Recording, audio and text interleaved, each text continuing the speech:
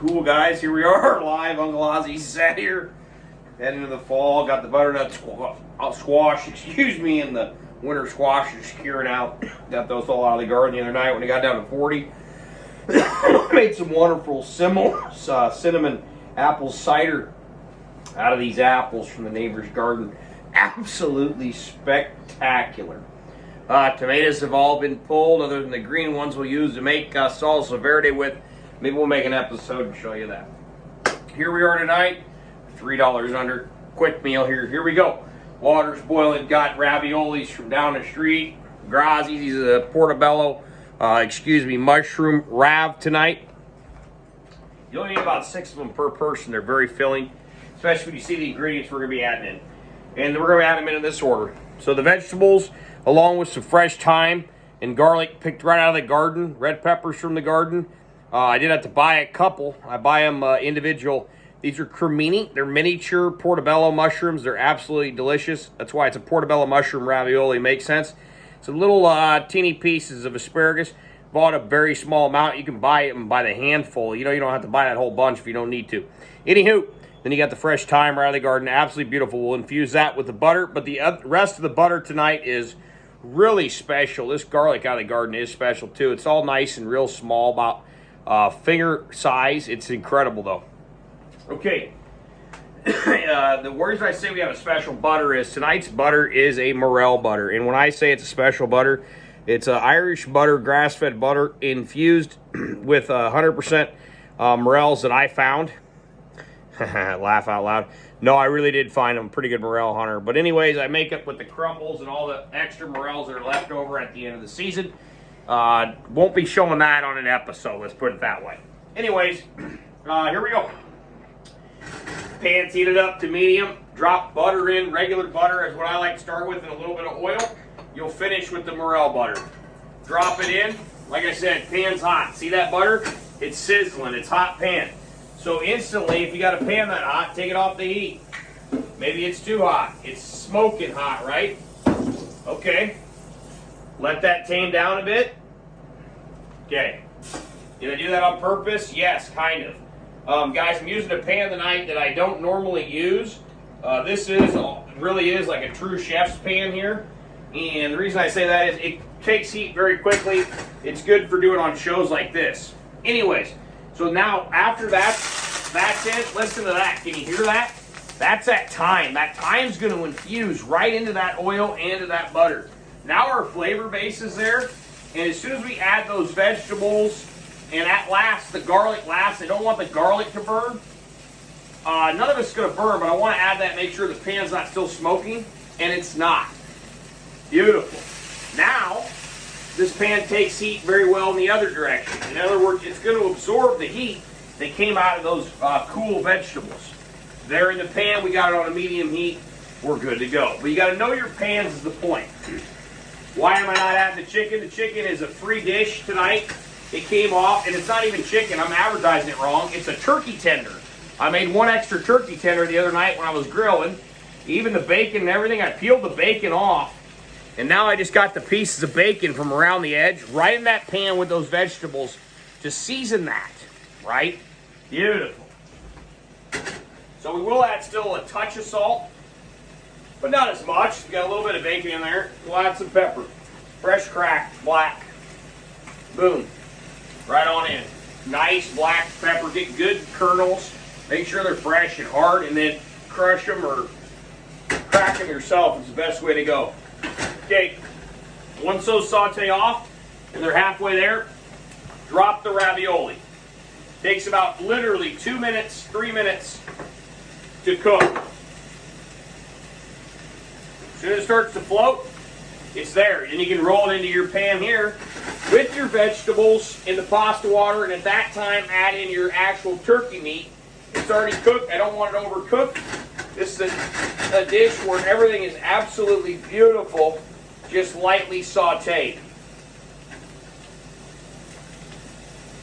Okay, now, there's morel butter. I pulled out of the freezer in a wax log, a roll of wax paper, so I am going to start to add it now because I do want it to break down and start to season throughout. Right when I add that, I know my time is very near. In fact, talk about how morels pop. They pop up. Right now, my raviolis, you can see, they're just starting to float inside my pan. And that's what you want. You want them to just float to the top. So once they do that, shut your heat off. Same thing here. Give this butter a swirl now.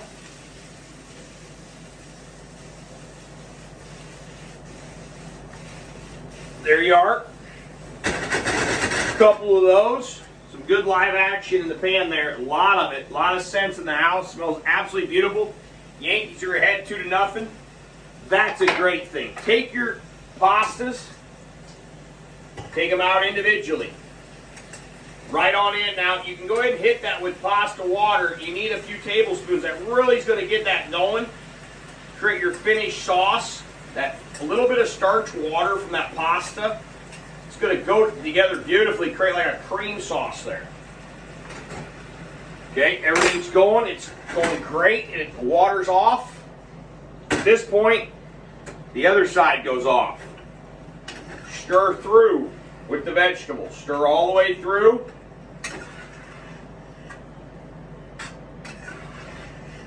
Stir everything through.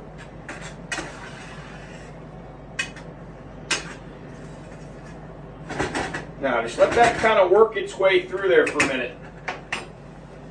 I said turn the heat off, blast the heat back if you think that's where I need it. That's where I need it tonight. I'm going to blast that back for 1 minute or less.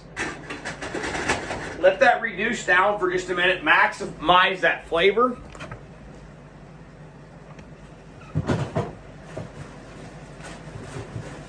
You can hear me rummaging around in the cupboards over here, but I'm not actually in the cupboard. I'm down into the fridge.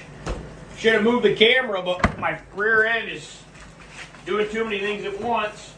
Grab out a hunk of Pecorino Romano cheese. Is what I'm going to use here instead of Parmesan. One of the sharp drawer, Chris, which you had to move so quick. That's where the knives are. Same thing where you're anything with a blade on or a sharp edge. That's where all these tools should be, including your rasp that was going to grate your cheese. Would we ever do that over the heat? No. You want to do your cheese off the heat when the heat's off. How close are we? Is our sauce there? Yes, it's just slightly thickened. That is beautiful. Drop it down. Take it.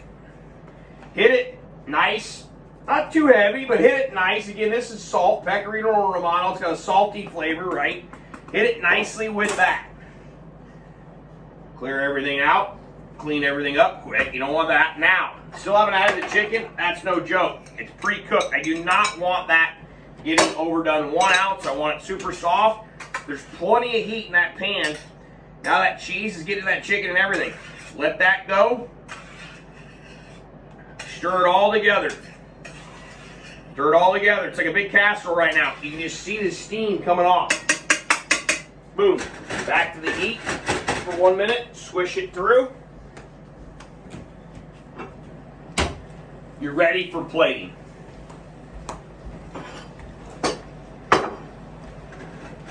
That's the full dish, guys. It's that simple. Bring the plating in. There's one thing in there. There it is. Grabbed it with the spoon. That was the piece of thyme. You want to remove that. You don't want anybody to get in that hole. Put that down. Absolutely divine. How classic is that? Incredible. Great way to use old school classic ingredients. As you see there, wipe the rim of the dish. Make it look good, presentable. Boom. And with a little touch more of that pecorino, and you can almost hear the pan. If I'm quiet enough. Shh. I'm never quiet. Still sizzling, it's that hot. That's absolutely beautiful. There it is, guys. Over and out.